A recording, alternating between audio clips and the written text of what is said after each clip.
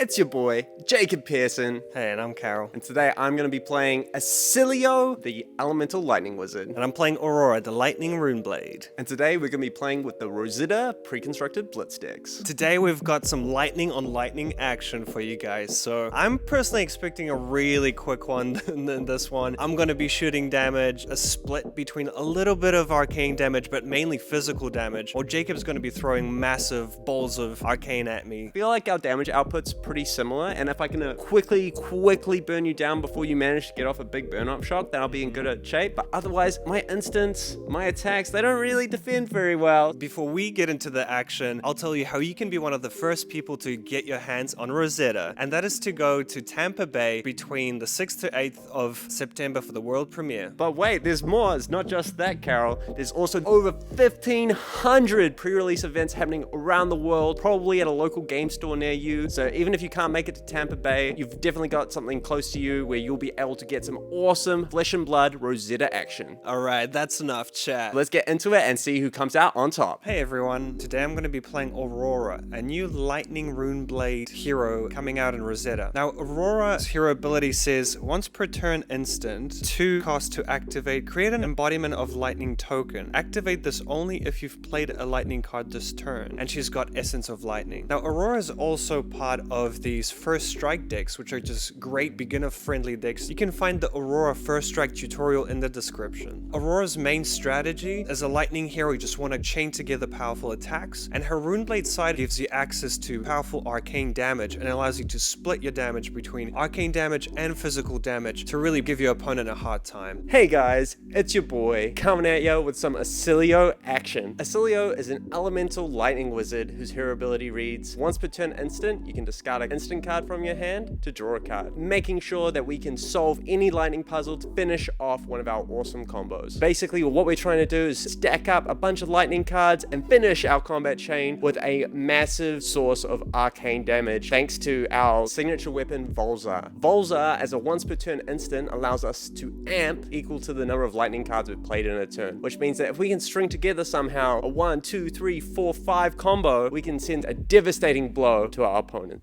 Alright, Jacob. Wizards do like going first. Just the ability to produce a lot of arcane damage. Maybe force them to use the Sanctuary of Aria on the first turn would be really, really nice. Alright, guys. We start off this one with an absolute ripper. This hand is perfect. We've got the Sigil of Conductivity. It's going to turn on our Volza, give us some amp, and the best card in the deck to combo with it, Glyph Overlay, which is going to threaten to gain us some life, shuffle in that Sigil, and if our opponent doesn't have the blues to stop us with their tasty little macro, then they're going to find themselves in an absolute blender. So fingers crossed we get there on this one. We're going to start things off here nice and quick, lightning fast, with the Sigil of Connectivity, which is a 0 cost lightning instant aura, and it has Arcane Shelter 1. If I would be dealt arcane damage, this gets destroyed to prevent 1 of that damage, and also has the effect of when it leaves the arena, I create a embodiment of lightning token, which sets me up for my future attacks, strings together some nice combos and stuff. Really, really cool stuff. Also, it does have Sigil in the name, which means that I can activate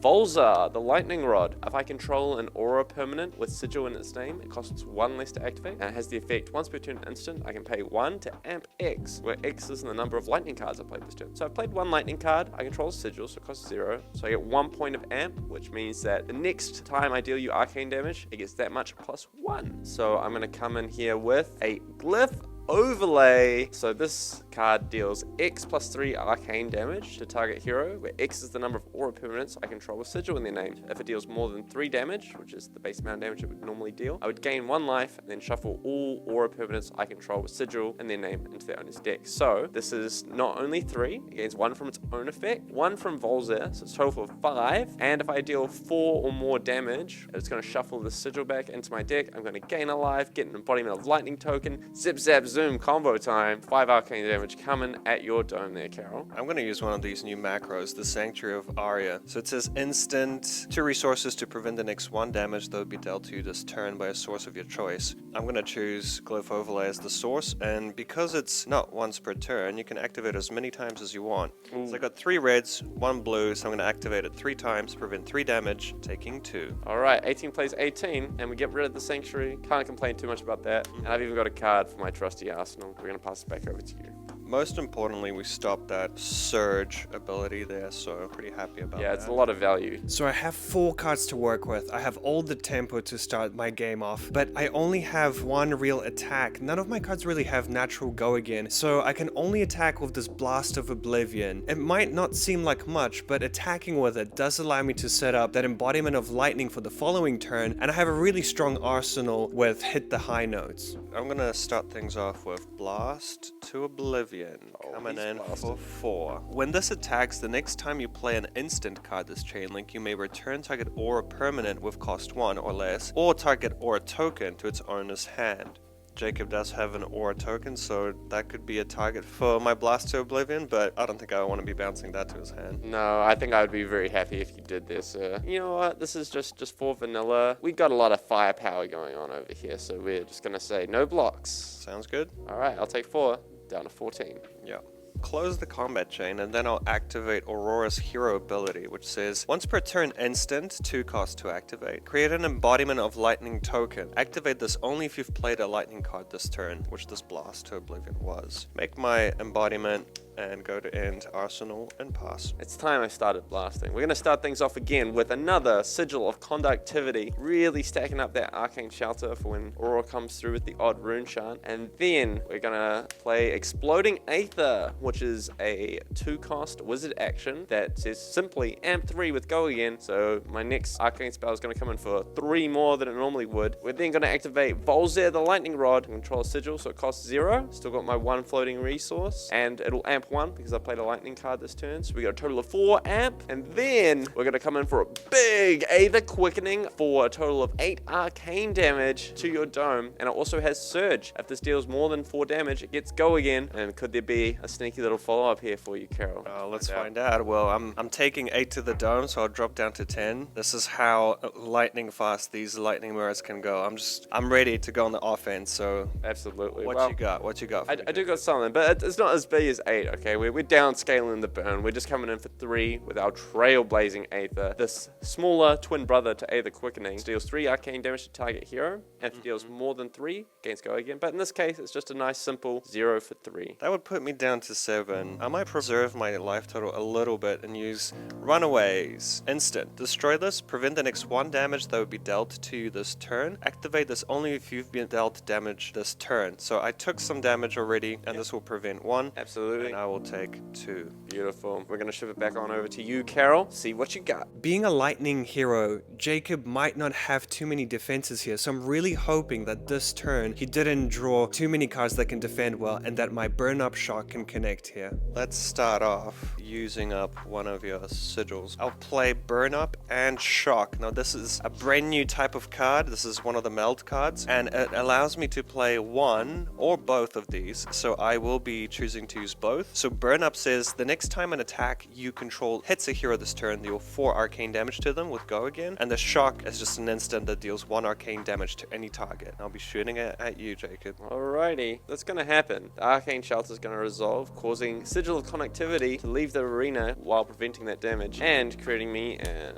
embodiment of lightning. Follow that up with my weapon, Starfall. Starfall says once per turn action, 1 resource to attack for 1, but it says if you've played a lightning card this turn, this card's attacks get +1 power and go again. And Burn Up Shock is a lightning card, so this is coming in for 2 with go again. Importantly, it's threatening the Burn Up's ability there. Oh no, you hate to see it. Burn Up Shock. This card is absolutely devastating. We've set up with our embodiment of lightning, got a hand of powerful spells. Unfortunately, the cards alongside our spells is instants, which are not going to defend very well here. If our opponent is able to follow this up with 1 or 2 big attacks, it could be completely lights out for us. Fingers crossed we can use our hero ability to navigate out of this situation, or that he doesn't have too much follow-up. I can't really disrespect you too much here, Karol. So we're going to try and go dig for some defenses. I'm going to activate my hero ability from Oscilio, which says once per turn as instant, I can discard an instant card to draw another card. So we're going to get rid of this electrostatic discharge, and we're going to find,